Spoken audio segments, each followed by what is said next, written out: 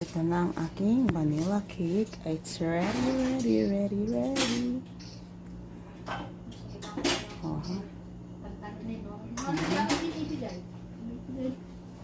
Ayun mga kapitbahay, gagawa tayo ng vanilla cake. Ayan.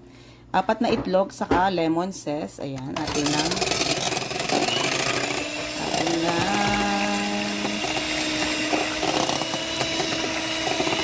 Lutuin natin yung itlog. Hanggang sa mag-fluffy.